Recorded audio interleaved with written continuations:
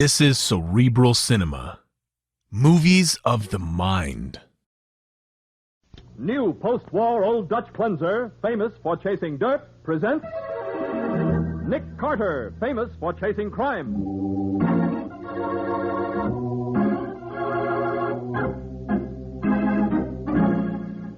Every week at this time, two great names are joined as new post-war Old Dutch cleanser brings you one of the most resourceful and daring characters in all detective fiction, Nick Carter, Master Detective.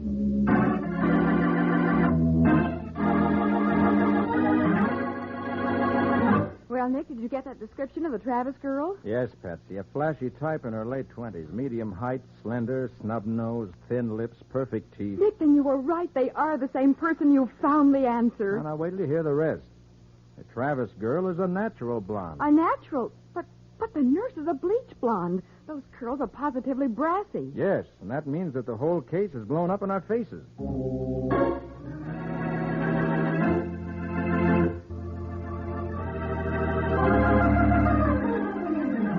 Now, the case of the unwanted wife. Today's adventure starring Lon Clark as Nick Carter, brought to you by new post-war Old Dutch cleanser. Nick and Patsy are returning to the office after an uptown luncheon engagement when a traffic light halts Nick's car in front of the city's most exclusive hotel, the Van Arnhem. That's the Van Arnhem where Mac McGowan works now, isn't it, Nick? Yeah, Mac's been house detective there ever since he retired from the force. Oh, what in the world? Nick, look, she's coming this way. Who, Patsy? That woman in the blue coat. She just ran out of the hotel as if someone were chasing her. Hey, somebody is chasing her. You're right. It's a man and a nurse, isn't it? Yeah, it looks that way. But they're coming right toward us. Oh, please drive on and hurry. Now, wait a minute. Now, what's the idea? That blue sedan, Mary. Head her off on the other side. Oh, don't let them take me back. Hurry, lock the doors back there, quick. Yes. Hey, Patsy, what in the name of heaven are Well, you you're doing? not going to let them get her until you find out what's going on, are you? Hey, Laura, open that door. I won't. I'll die before I'll let you take me back. You, driver, unlock that car door. Now, just a minute. What's this all about? That lady's my She's ill. She's out of her mind. That's a lie. Come on, open the door. Don't you do it, Nick. You keep out of this, you nosy little cluck. Look, driver, you open that door, I'll knock a couple of your teeth out. I think I'd like to see you try that. Mr. Barton, call the police. Yes, do. I'll tell them how you and my husband are trying to put me in an asylum so that you can get my money. Shut your mouth, Laura. You don't know what you're saying. Hey, what's going on here? Oh, Mr. Barton. Oh, hello, Mac. Why, hello, Patsy. And Nick. Mr. McGowan, these people are trying to kidnap my patient. You mean Nick and Patsy are... Hey, look, Mac, we're holding up traffic. I better pull over to the curb. Don't let them start that car, McGowan. Now, take it easy, Mr. Barton. I know these folks, and they're all right. Go ahead, Nick. Oh, you've got to believe me. I'm no more insane than you are. My husband and that woman are holding me prisoner. Now, don't get excited, Mr. Oh, get in touch with John Ramsey in San Francisco. He's my lawyer. He'll tell you. All right, McGowan, get my wife out of that car. I better get her out, Nick. The poor lady's a little, That's not true. I'm perfectly sane. I am. If my patient isn't taken back and put to bed immediately, I refuse to answer for the consequences. No. Take my word for it, Nick. Everything's on the level. Okay, Mac, if you say so. Unlock the door, Patsy. Oh, no, please. Don't let them get me again. Now, Mrs. Barton, there's nothing else I can do. You're working with them. You're against me, too. Come on, Laura, we'll go back. No, I won't go back. I won't. Oh, yes, you will. No. Kick her other arm, Mary. No, please. Somebody help me.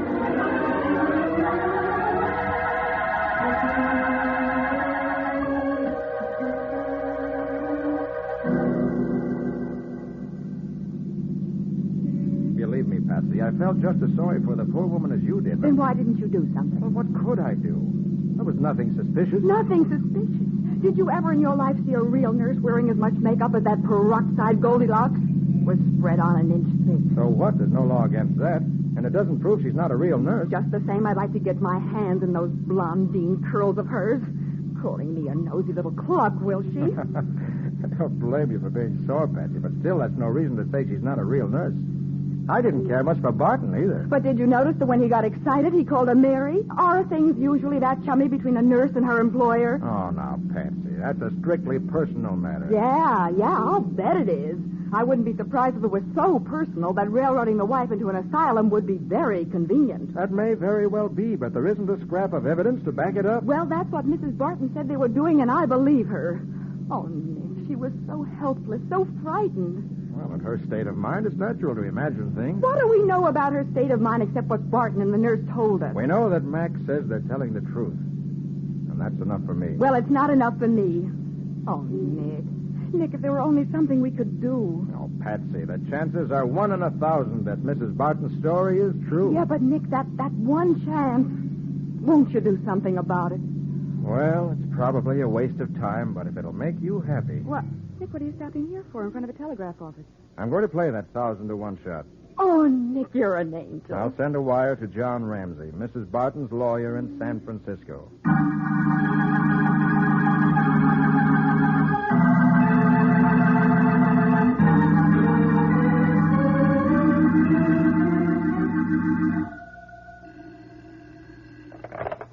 Nick Carter speaking. Hello, Nick Carter? Yes? This is John Ramsey, Mrs. Barton's attorney. Oh, yes. Now, what's all this about her losing her mind? Well, that 2-page telegram I sent you contained all the facts, Mr. Ramsey. But it's preposterous. I just got in touch with Mrs. Barton's physician, and he tells me there wasn't a thing wrong with her when she left here 10 days ago. Well, tell me, do you happen to know if there's ever been any insanity in her family? Well, yes, her father had some trouble of that kind, and so did a distant relative. But she's never shown the least sign of it.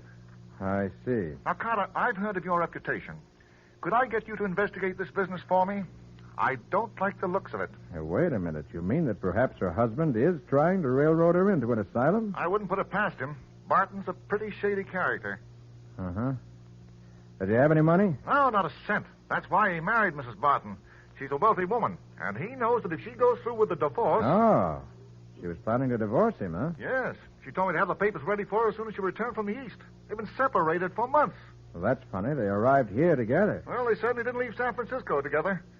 She should have got rid of him long ago. Is there any particular reason outside of his being what you call a shady character? Plenty of reasons. Mostly other women. Younger women. Uh-huh. But how about it? Will you take the case? Well, I'm afraid I'll have to, Mr. Ramsey. My secretary will never forgive me if I don't. Good. Now, don't worry about money. Spend anything within reason, but make absolutely certain that this insanity thing isn't a frame-up. I'll do all I can, Mr. Ramsey, but I'll need some help from your end, and I'll need it quick. Well, just tell me what you want me to do. Get the best private detective in San Francisco. Have him send me all the facts he can dig up on the Bartons. He'll be on the job within an hour. Good. And tell him I also want a complete description of Barton's latest girlfriend, especially if she turns out to be a peroxide blonde named Mary.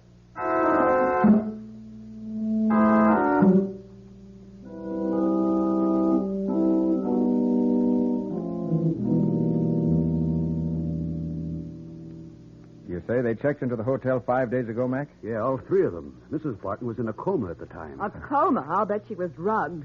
I still say they're keeping her prisoner until they can railroad her into an asylum. Well, that may be what they're trying to do, Patsy, but it isn't easy to put a perfectly sane person in an asylum. Oh, I'll say it isn't. You've got to have a doctor certify that they're really mentally ill. Mac, do you know whether any doctor has visited her here at the hotel? Well, sure, a Dr. Leonard Jarvis. Why, Nick, you know Dr. Jarvis. You recovered his wife's pearls that time, remember? Yes, and Dr. Jarvis is one of the best psychiatrists in the city. It's a cinch he wouldn't be mixed up in anything illegal. Well, how do they happen to pick him, Mac, or don't you know? Oh, sure I do. Barton phoned the desk and asked for a psychiatrist. So the desk clerk called the medical association and got Dr. Jarvis's name. That was a couple of days after they came. Oh, well, I suppose there couldn't be anything suspicious if they let someone else pick the doctor. No, I don't think they could be, Patsy. If Jarvis says Mrs. Barton is mentally ill, that settles it. Nick, let's go see Dr. Jarvis. But why? Maybe he noticed something when he examined her. Maybe he... Oh, I don't know, but let's go see him anyway. All right, Patsy. If I don't, I may have to take you to see him.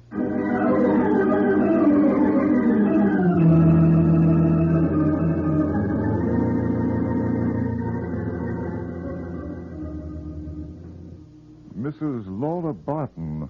Now, let me see. She's staying at the Van Arnhem, Dr. Jarvis. Yes, she's about 40 years old. Dark brown hair, thick glasses, very prominent front teeth. Oh, yes, of course. An extreme manic depressive, Carter.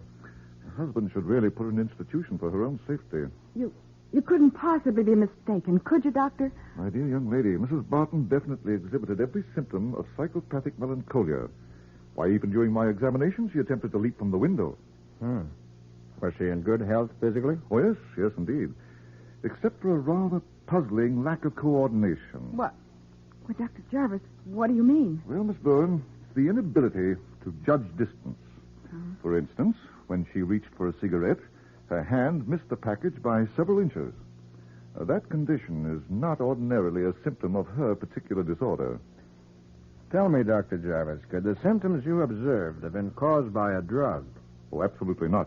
I'll stake my professional reputation on that. But her personal physician in San Francisco said Mrs. Barton was perfectly all right before this trip east. Well, psychiatry is a specialized field, Miss Bowen. A general practitioner might easily overlook certain warning signals. Yeah, but the condition could have arisen without warning, couldn't it? Oh, I hardly think that's possible. But suppose it did. Then perhaps it could go away just as suddenly. Well, I suppose there might be exceptions. Dr. Jarvis. Yes? Just on the off chance that there might have been some change since you saw her, could I persuade you to go back to the hotel with me and make another examination? Well, it seems useless, Carter. There's seldom any change. I realize that, but I promised to investigate every possibility in this case. And I'd consider it a personal favor if you take another look at it. Please, Dr. Jarvis. Well, when you put it that way, I won't refuse. Good. I haven't forgotten your fine work in recovering Ethel's pearls. And you will go over there with us? Yes, I'll go with you. But I don't expect to find any reason why I should change my opinion.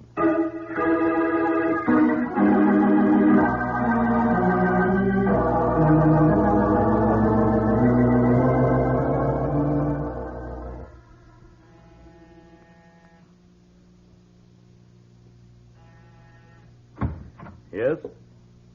Oh, what are you doing here?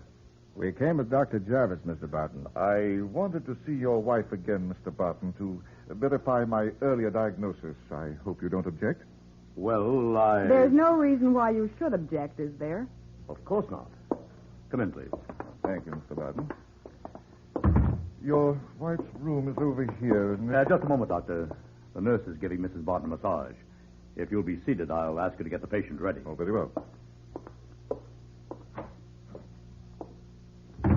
Have you seen the nurse yet, Dr. Jarvis? No, I haven't seen Miss Emerson.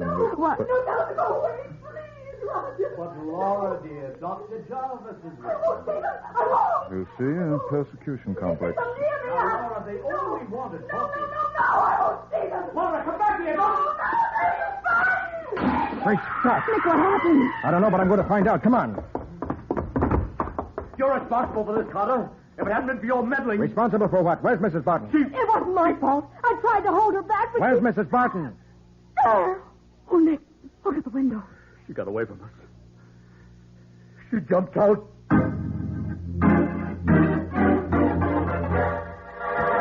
Horrified, Nick and Patsy gaze at the broken window through which Mrs. Barton fell 21 stories to her death. We'll see what happens next in just a moment.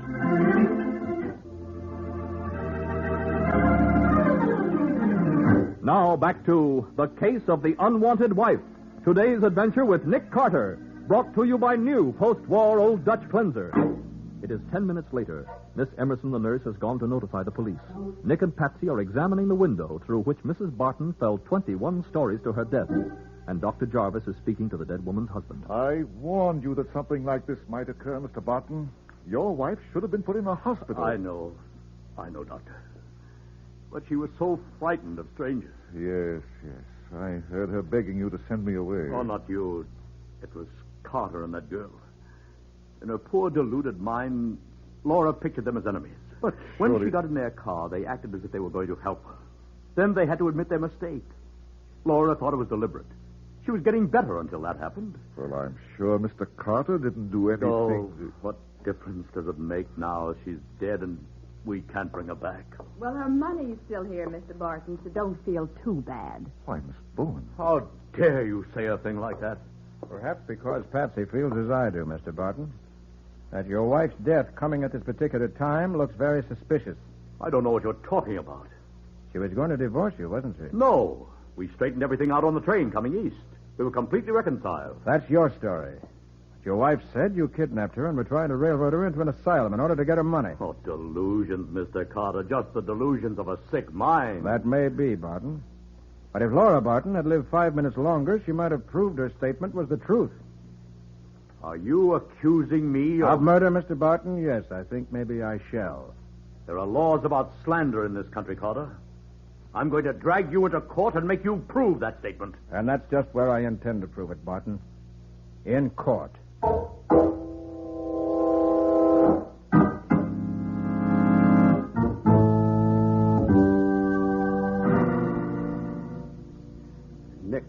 Nick, I hope you got plenty of proof to back up what you said to Barton. He's really boiling. I haven't any proof, Mac. What? Nothing I can take into court.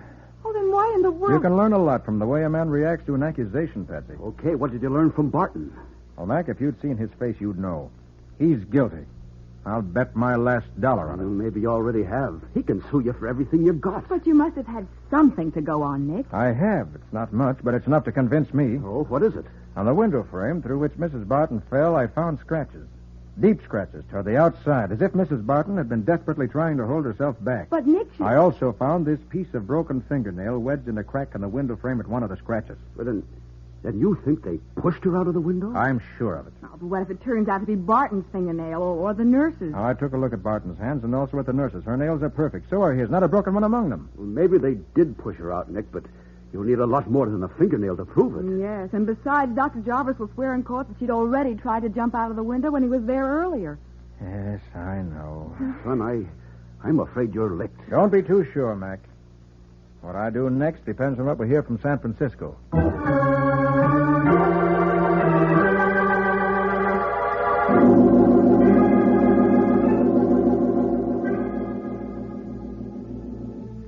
Nick, was that airmail special delivery from San Francisco?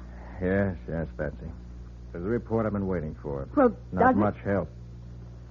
Unless you're interested in knowing that Mrs. Barton graduated from Stanford in 1927, married Barton 3 years ago, belongs to the better clubs and so on. What's this newspaper clipping? The one with her picture.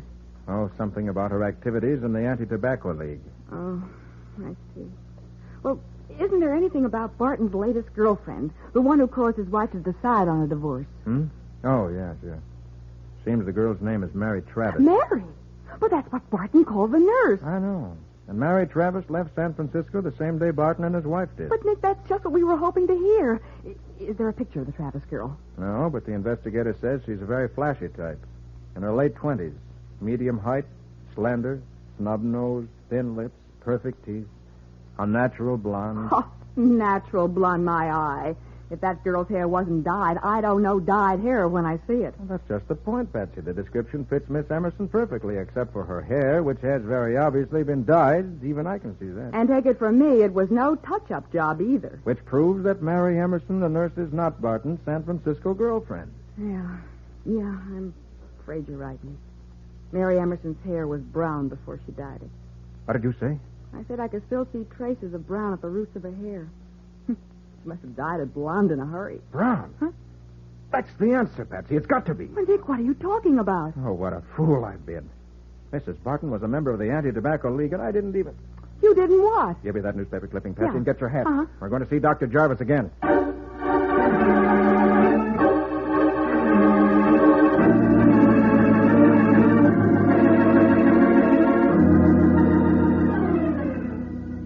Carter, I've already told you that Mrs. Barton was a manic depressive. She exhibited every symptom. I know, Doctor, but is it usual for every symptom to be present? Well, not always, but hers was an extreme case. Almost as if she had learned those symptoms from a book and pretended to be out of her mind. Isn't that right? Well, yes, but... What? You're not saying that Mrs. Barton wanted me to think her insane? Here. Take a look at this newspaper clipping. Just a picture. I'm going to hold my hand over the printing under it. Why, that's... Oh, no, I'm wrong. For a moment, I thought it was Mrs. Barton. It is Mrs. Barton. No, it isn't, Carter. This woman has the same outstanding features. You mean the prominent front teeth, the thick glasses, and dark hair? Yes, but it's definitely not Mrs. Barton. All right. Now read what it says under the picture. Mrs. Laura Barton, prominent San Francisco clubwoman who lost... But, Carter, that is not the woman I examined. I'll swear to it. Dr. Jarvis, that statement is going to convict a murderer.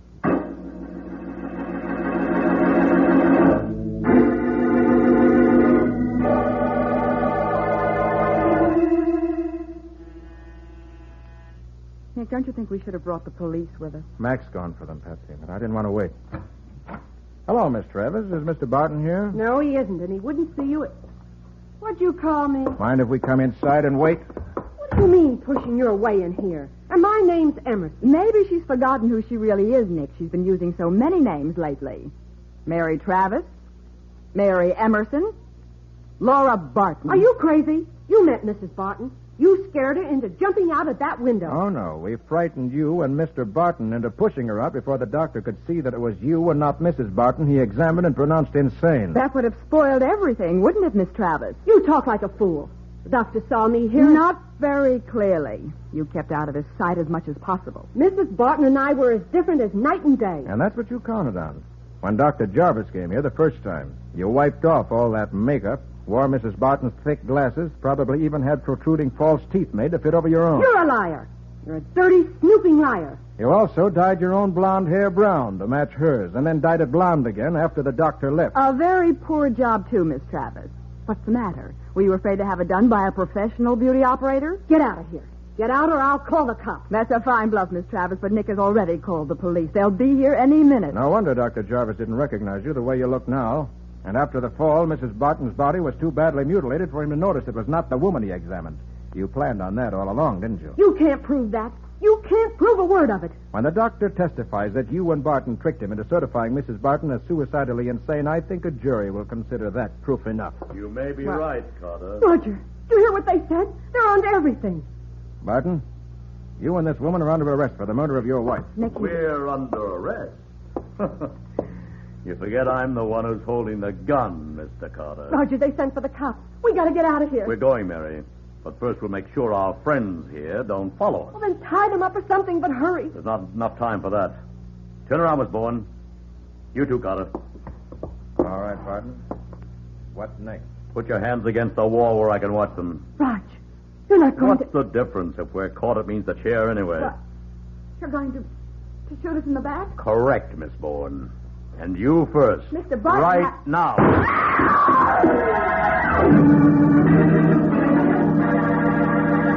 As fire jets from the muzzle of Roger Barton's revolver, Patsy screams and falls. We'll see what happens next in just a moment.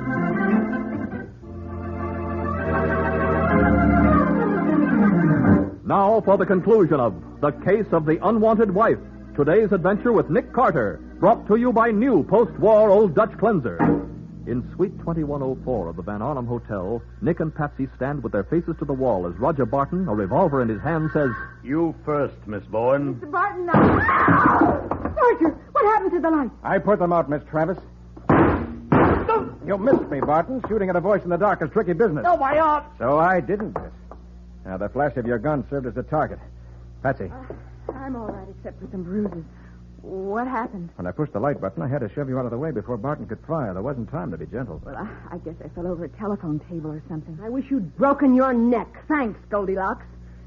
Cut the lights, Nick. Yeah. Better pick up Barton's revolver. Okay, Nick.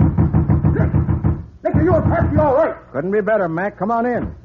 The police with you? They're coming up in the elevator now, and the paddy wagon's right outside the front door. Just what we want. All right, come along, folks. Your carriage waiting.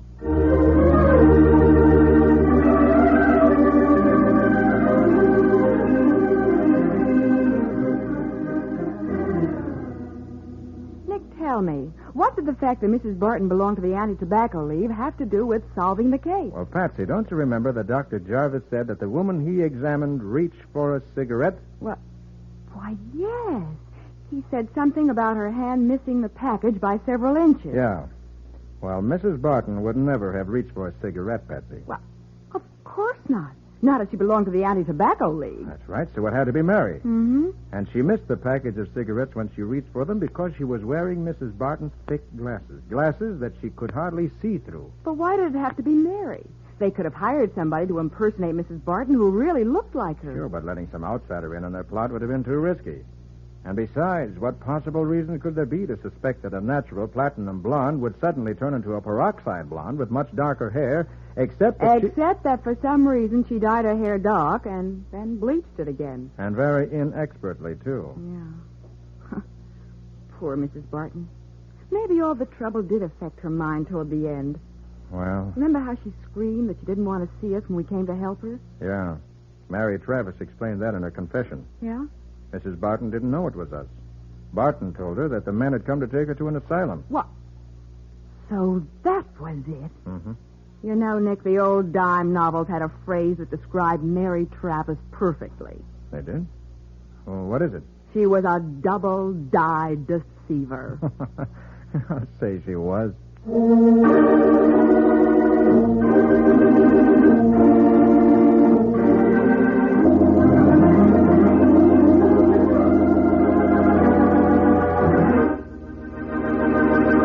What about next week's adventure, Nick? Well, it's a story of Johnny Wade, Mike, a boy I had a lot of faith in, even though he'd been in prison. Johnny was one of our best friends, Mike, so when he was released from the state penitentiary, Nick and I were right there to meet him. See, he was only a youngster, and I wanted to help him get a fresh start. Yeah, but Johnny was too ambitious. But that's a good thing in a boy, isn't it? Not in this case, Mike.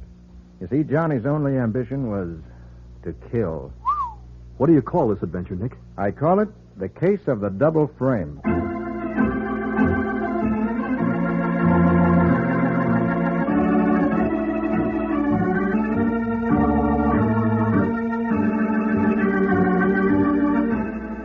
Nick Carter, Master Detective, is presented each week at this time by the Cudahy Packing Company and is produced and directed by Jock McGregor, copyrighted by Street and Smith Publications, Incorporated. Charlotte Manson is featured as Patsy. Today's script was written by Jim Parsons. Original music is played by Henry Silverne. This program is fictional, and any resemblance to actual persons, living or dead, is purely coincidental. This is Michael Fitzmaurice saying, when minutes count, use new post-war Old Dutch cleanser.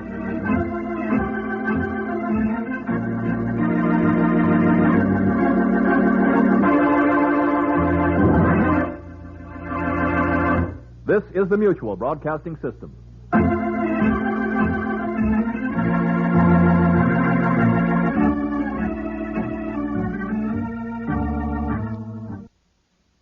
Cerebral Cinema hopes you have enjoyed this movie of the mind.